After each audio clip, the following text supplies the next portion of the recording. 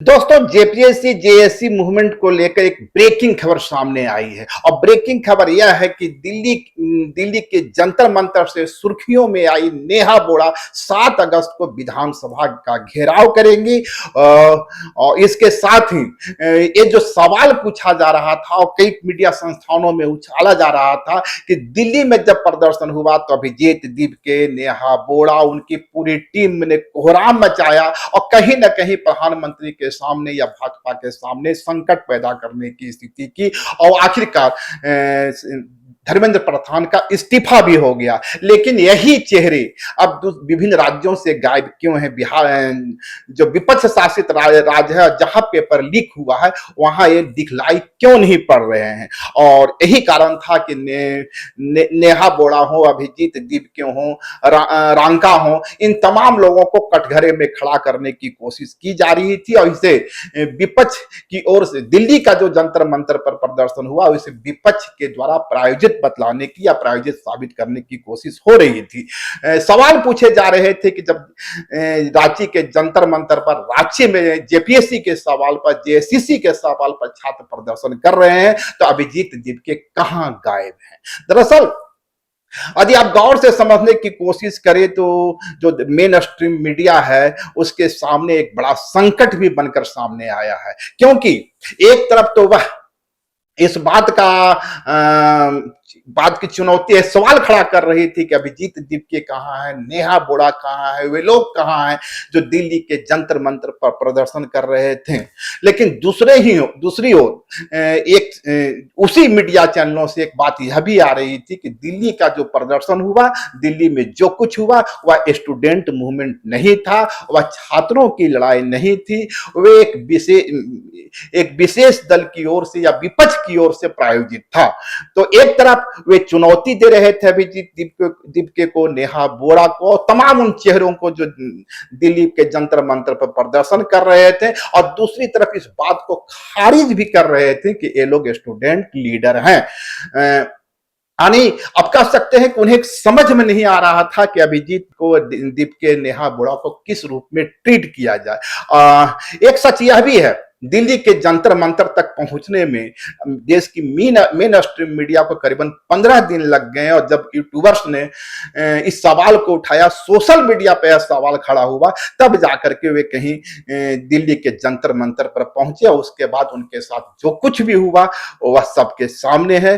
कहीं ना कहीं स्टूडेंट के जो प्रदर्शनकारी थे वे उसके निशाने पर रहे। प्रदर्शनकारियों की ओर से कई बार उन्हें गोदी मीडिया तक कहा गया और यह सवाल पूछा गया कि आप इतने दिनों तक कहां थे? जब हम 15 दिन 12 दिन तक अमरण अनशन पर थे, सोनम वांगचू थे और दूसरे चेहरे थे, तब आप इस प्रदर्शन का कवरेज क्यों नहीं कर रहे थे? और जब सोशल मीडिया में यह मुद्दा गर्मा गया, सोशल मीडिया की सुर्खियां बन गई, पूरा देश छात्रों के साथ खड़ा होने लगा, तब आप इस मंच तक पहुंचते हैं। इस तरह के तमाम सवाल देश की कथित मेन स्ट्रीम मीडिया से पूछे जा रहे थे और छात्रों की ओर से उन्हें गोदी मीडिया बताया जा रहा था।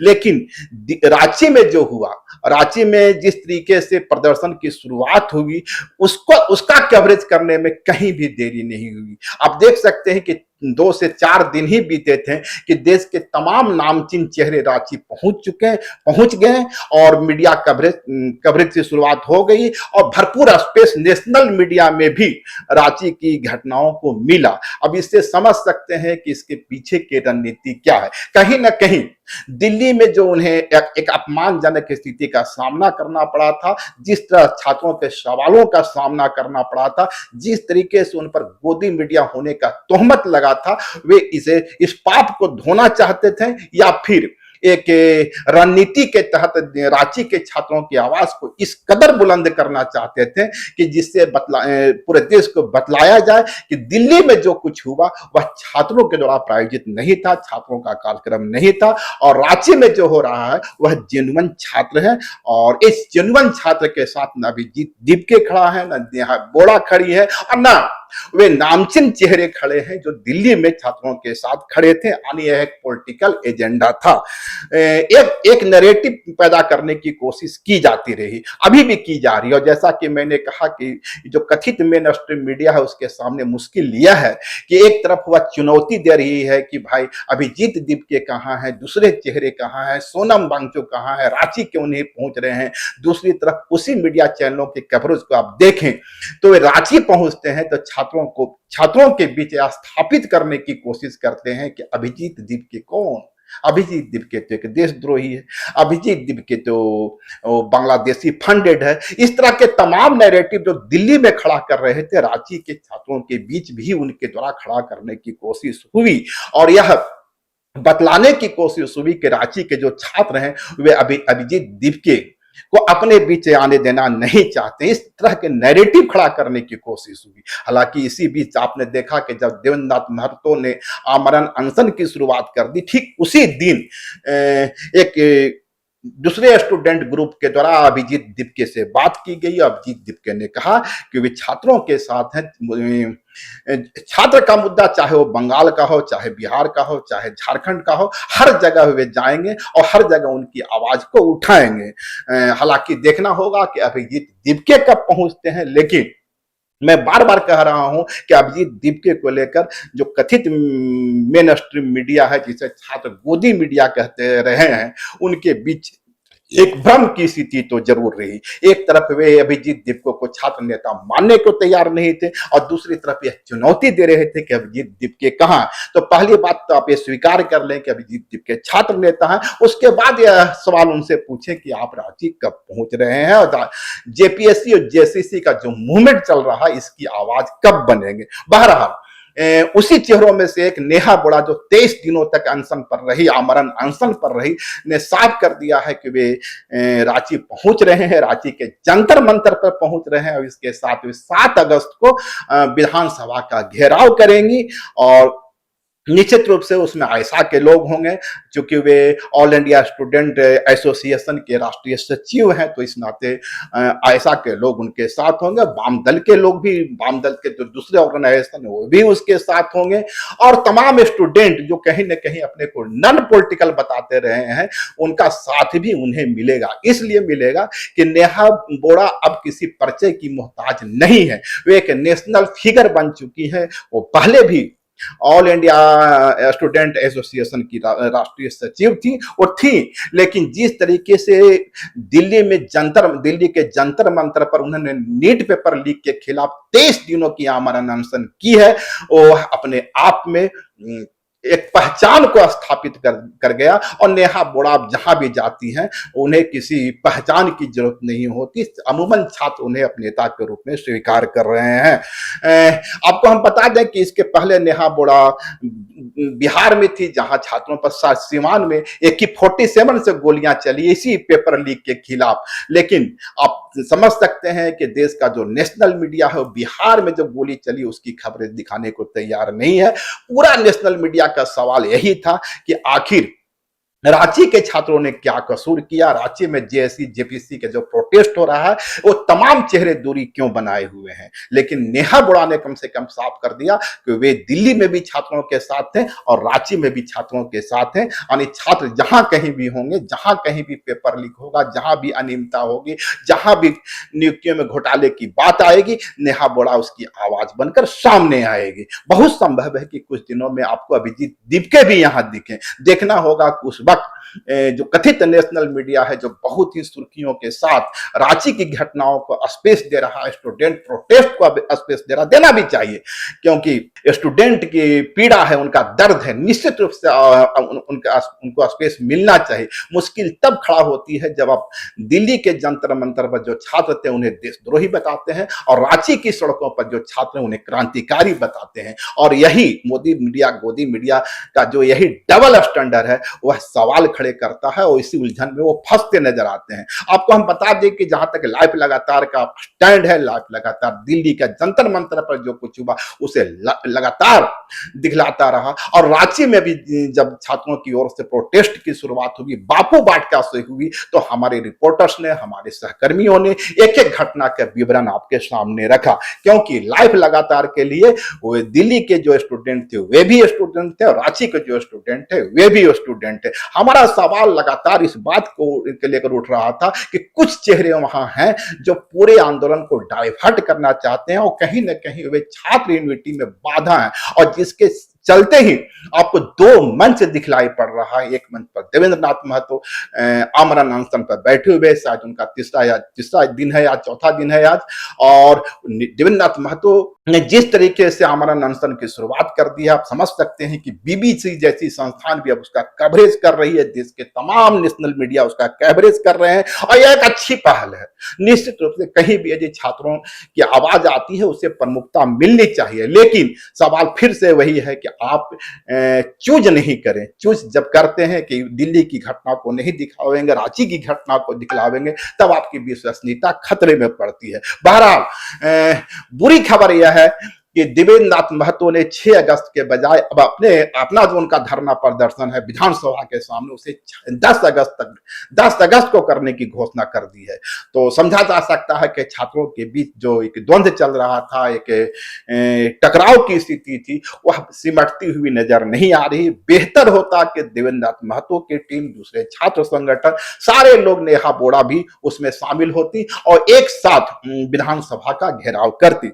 कल जयराम महतो की ओर से यह कोशिश भी हुई, देर रात जयराम महतो वहां पहुंचते हैं और जयराम महतो ने बेहद साफ गोई से कहा कि वे छात्रों के साथ हैं। जब उनसे पूछा गया कि देवेंद्र नाथ महतो आमरण अनशन कर रहे हैं और कहीं ना कहीं वे जेल कैंप के हैं, तो उनके द्वारा कहा गया कि देवेंद्र नाथ महतो शुरू से स्टूडेंट पॉलिटिक्स करते रहे हैं, वे जेल कैंप के चेहरे के मोहताज नहीं रहे, छात्र नेता ही उनकी पहचान रही है, तो वे अपना कार्यक्रम करेंगे। बहरहाल देवेंद्र नाथ महतो ने कहा कि वे इन युवाओं के साथ भी हैं, उनके साथ भी हैं, और पार्टी जेल के में अपने स्तर से जो कार्यक्रम का आयोजन करेगी वे उसके साथ भी रहेंगे। और हालांकि जयराम महतो ने कहा कि बेहतर होगा कि दोनों संगठन या जो अपने को नॉन पॉलिटिकल कह रहे हैं, हालांकि उनके नॉन पॉलिटिकल के दावे पर ही ज्यादा सवाल उठ रहे हैं। सवाल इसलिए उठ रहे हैं कि जिस तरीके से वहां एबीवीपी और दूसरे तमाम संगठनों की भागीदारी हो रही है और जिस तरीके से कई कोचिंग माफिया उसमें देखे जा रहे हैं, और वे छात्रों को लगातार अपनी बात मनवाने की कोशिश कर रहे हैं, इसके कारण कटघरे उनकी विश्वसनीयता कटघरे में खड़ी हो रही है। लेकिन छात्रों से आप बात करें तो छात्र लगातार, अब मैं बार बार कहता रहा हूं कि जो दूसरा जो मंच है, जिसका दूसरा बैनर है, वहां के 99% छात्र जीवनमन छात्र हैं, उनकी मांगे वाजिब है, वे लड़ाई को एक बड़े दूर एक मुकाम तक ले जाना चाहते हैं, लेकिन चंद चेहरे ही उन्हें भटकाने की कोशिश कर रहे हैं। और अब जब नेहा बोरा की एंट्री हो गई है तो देखना होगा उन चेहरों का रिएक्शन क्या होता है। हालांकि मैं बता दूं कि कहीं ना कहीं अभिजीत दीपके के द्वारा से उन्होंने बात की थी, तो हालांकि वे कह सकते हैं कि अभिजीत दीपके से उन्होंने बात करवाई, अभिजीत दीपके को स्वीकार करते हैं। और जो नेशनल मीडिया या कथित रूप से गोदी मीडिया जिस तरह चीजों को बांटने की कोशिश कर रहा है, वो इसके साथ नहीं है, दावा हो सकता है, और यदि ऐसा होता है तो बेहतर होगा। और लेकिन खबर यह है कि नेहा बोरा के द्वारा जैसे ही घोषणा की गई है कि वे विधानसभा का घेराव करेंगी, कहीं न कहीं वहां मरमरिंग की शुरुआत हो गई है। मरमरिंग इसलिए हो रहा है कि भाजपा सहित दूसरे जो संगठन है, से जुड़े लोग हैं, वे नहीं चाहते हैं कि इस तरह के जो उनकी भाषा में जो एक्सट्रीम लोग हैं, जो दिल्ली में जंतर मंतर का चेहरा बने थे, छात्रों की आवाज बने थे, वे रांची की सड़कों पर भी छात्रों की आवाज बनकर सामने आए। क्योंकि यदि रांची की सड़कों पर, रांची झारखंड में वे छात्रों की आवाज बनकर खड़े हो जाएंगे, तो उनका जो एलिगेशन दिल्ली में रहा है कि ये छात्र नहीं थे, कहीं ना कहीं विपक्ष की ओर से प्रायोजित ड्रामा था, और यही कारण था कि रांची के जंतर मंतर पर जो लोग मौजूद हैं उसमें से कुछ चेहरे ऐसे भी हैं जो उस वक्त कह रहे थे कि इनका पिछवाड़ा लाल हरा कर देना चाहिए। तो यह मुसीबत उनके सामने आने वाली है। बहरहाल सीएम हेमंत ने इस मामले में बड़ी पहल की है जब उन्होंने कहा है कि हम एक तरफ छात्रों का आंदोलन चल रहा है, छात्र लगातार जेपीएससी को रद्द करने की मांग कर रहे हैं और सिर्फ जेपीएससी रद्द होने करने की मांग नहीं कर रहे हैं। उनका कहना है कि 12वीं 13वीं 11वीं जो भी परीक्षाएं हुई है उसे रद्द किया जाए, टीटीपीएल की ओर से जो परीक्षा हुआ है उसे रद्द किया जाए और एफआरओ की जो परीक्षा हुआ है उसे रद्द किया जाए। और इसके सिवा कई बहुत सारी नियुक्तियां हुई, तमाम नियुक्तियां पर वे सवाल उठा रहे हैं। लेकिन सीएम हेमंत ने कहा है कि सरकार के पास आंख भी होता है, सरकार के पास कान भी होता है, सरकार के पास हाथ और पैर भी होता है। उन्होंने बेहद साफगोई से कहा है कि सरकार अपना काम कर रही है और बस सीआईडी जो जांच कर रही है उसके अंतिम कंक्लूजन का इंतजार है। आपको हम बता दें कि अभी तक करीबन करीबन 14 लोगों की गिरफ्तारी हो चुकी है। लेकिन जिस तरीके से सीएम हेमंत कह रहे हैं कि सरकार के पास आंख भी होता है, कान भी होता है, नाक हाथ पैर सब कुछ होता है, उसे समझने की जरूरत है। दिल्ली का जो प्रदर्शन था और झारखंड का जो प्रदर्शन है, दोनों में मूलभूत अंतर क्या है? तो मूलभूत अंतर यह है कि जो नीट पेपर लीक हुआ और उसके पहले भी तमाम नीट पेपर जो लीक हुए उसका कितने अभियुक्त पकड़े? कोई चेहरे बेनकाब तो नहीं हुए। ठीक है, आपने हवाई जहाज से प्रश्न पत्र मंगवा करके परीक्षा कर ली, लेकिन वो जो टीम था या वो एक मकड़जाल था जिनके द्वारा पेपर लीक का किया जाता था, उसका खुलासा नहीं हो सका। दूसरी तरफ रांची में आप देखें तो जब बापू बाटका से स्टूडेंट का प्रोटेस्ट की शुरुआत भी नहीं हुई थी, उस वक्त ही सीएम हेमंत की ओर से सीआईडी जांच के आदेश दे दिए गए थे।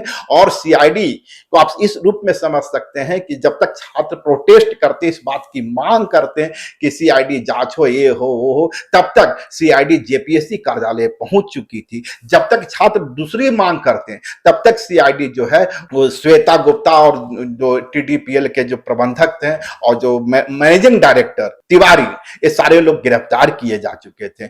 जब तक से स्टूडेंट लोगों की, छात्रों की ओर से यह मांग आती या आवाज बुलंद किया जाता कि जेपीएससी अध्यक्ष की गिरफ्तारी हो, उसके पहले ही जेपीएससी अध्यक्ष जो है इस्तीफा दे देते हैं और जेपीएससी अध्यक्ष के साथ 4 दिन लगातार पूछताछ होती है। तो आप समझ सकते हैं कि किस तरीके से सीआईडी हर दिन इस मामले का पर्दाफाश कर रही है, उस चेहरों को बेनकाब कर रही है। तो दिल्ली में जो एक जड़ता की स्थिति थी, रांची में वो जड़ता की स्थिति नहीं कही जा सकती और यही कारण है कि सीएम हेमंत कह रहे हैं कि सरकार का आंख भी होता है, कान भी होता है, नाक भी होता है, सब कुछ होता है। हालांकि एक सवाल उठ सकता है कि जब सरकार का आंख, कान, नाक, पैर सब कुछ होता है तो पिछले 6 वर्षों में यह क्यों होता रहा? लेकिन देर ही सही, यदि सीएम हेमंत नेक नीति के साथ इसमें आगे बढ़ रहे हैं तो कहीं ना कहीं छात्र भी मुतमईन होते नजर आ रहे हैं। कल भी मेरी छात्रों से बात हुई थी, मैं वहां पहुंचा था, छात्र कह रहे थे कि अब तक की जो सीआईडी की जांच चल रही है उसके लिए सीएम हेमंत को शाबाशी देना चाहिए। अब तक जिस तरह सीआईडी जांच चल रही है, सीआईडी जिस तरीके से तमाम नकाबपोशों का पर्दाफाश कर रही है, सीआईडी को भी शाबाशी देना चाहिए। लेकिन सख्त छात्रों के बीच यही है और कि कहीं यदि उनका आंदोलन कमजोर पड़ता है, वे कमजोर पड़ते हैं तो सीआईडी जांच के नाम पर नीपापोती तो नहीं कर दी जाएगी। और इस छात्रों का जो यह शक है स्वाभाविक है, 15-25 वर्षों में झारखंड में जो कुछ भी हुआ है, छात्र निश्चित रूप से निराश हैं, हताश हैं। उनके अंदर लग रहा है कि अब कोई विकल्प नहीं है और इस विकल्पहीनता में वो सीबीआई जांच की मांग कर रहे हैं। जबकि दरअसल सच्चाई है कि फर्स्ट जेपीएससी और सेकंड जेपीएससी की जांच भी सीबीआई ही कर रही है और वे जो कर्मी नियुक्त हुए थे अब कहीं न कहीं रिटायरमेंट की ओर बढ़ रहे हैं या कुछ तो रिटायर भी हो चुके हैं और सीआईडी अपना जांच कर रही है। तो सीआईडी की जांच कितना खोखला है इससे समझा जा सकता है।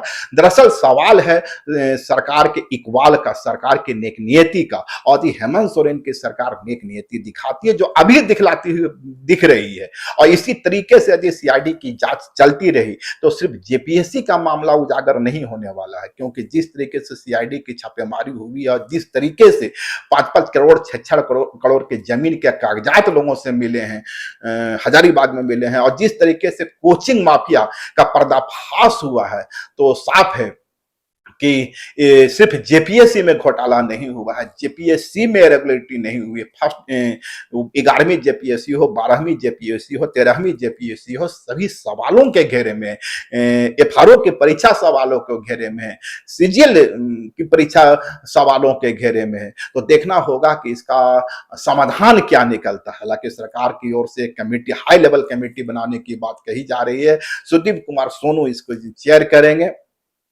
तो अब एक मैकेनिज्म तैयार करने की बात कही जा रही है। यदि वो मैकेनिज्म तैयार हो जाता है और ये तमाम जो झारखंड के इतिहास पर एक कलंक लगता रहा है, एक बदनुमा दाग है, इसे मिटाने का कोई फुल प्रूफ मैकेनिज्म तैयार कर लिया जाता है, तो निश्चित मानिए झारखंड के छात्र भी बहुत बहुत उस रूप में नहीं है। उन्हें आज भी हेमंत सोरेन से आशा है। आप पर्सनल बात कीजिए, वे कहते हैं कि नहीं, हमारी लड़ाई सिस्टम से है और हम लड़ाई सिस्टम से लड़ रहे हैं, सिस्टम की लड़ाई सिस्टम से लड़ी जाएगी। और यही कारण है कि झारखंड के छात्र हेमंत सोरेन के प्रति ऐसा कोई भी उद्गार प्रकट नहीं कर रहे हैं, कोई नारेबाजी नहीं कर रहे हैं। और कल आप देख सकते हैं कि जिस तरीके से दिसम गुरु का कल पुण्यतिथि था और उस अवसर पर छात्रों ने जिस तरीके से दिसम गुरु का तस्वीर को लेकर के प्रदर्शन किया, तो आप समझ सकते हैं कि दिल्ली का, झारखंड का मिट्टी का मिजाज ही कुछ दूसरा है। जो लड़के आए हैं, गांव से आए हैं, कस्बे से आए हैं,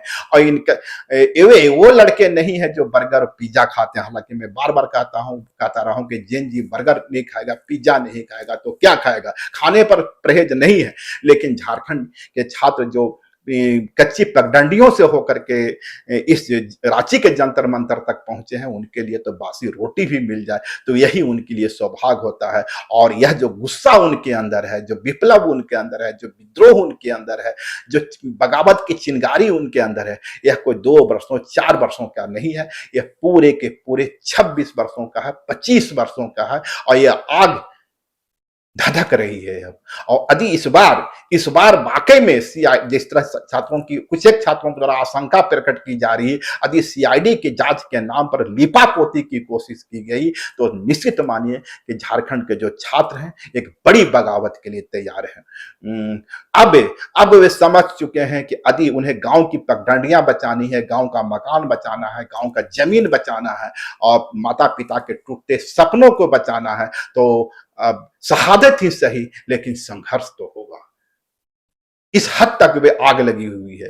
तो इन तमाम सीआईडी के कार्रवाइयों के बीच में, सीएम हेमंत के तमाम आश्वासनों के बीच में नेहा बोरा रांची पहुंच रही हैं। और नेहा बोरा का रांची पहुंचना इस बात का प्रतीक है कि अब झारखंड में एक लंबी लड़ाई की शुरुआत होने जा रही है। सरकार भी पूरी तरह से तैयार है। जिस तरीके से हाई लेवल कमेटी का निर्माण किया गया है, जिस तरीके से पूरे मैकेनिज्म बनाने की बात कही जा रही है, फुल प्रूफ परीक्षा की बात कही जा रही है, तो निश्चित रूप से दोनों ओर से जबरदस्त तैयारी है। और देखना होगा कि नेहा बोरा जब पहुंचती हैं तब अधिकारी उन्हें क्या बातचीत के लिए बुलाते हैं, क्या देवेंद्रनाथ महतो वाकई 10 अगस्त तक इंतजार करते हैं या फिर 7 अगस्त को ही वे नेहा बोरा के साथ ही विधानसभा की ओर मार्च करते हैं। यदि ऐसा होता है तो झारखंड के छात्रों के लिए सुनहला दिन होगा, क्योंकि आपकी जो ताकत है, एक सीमित ताकत, उसे अलग अलग प्रदर्शित करते हैं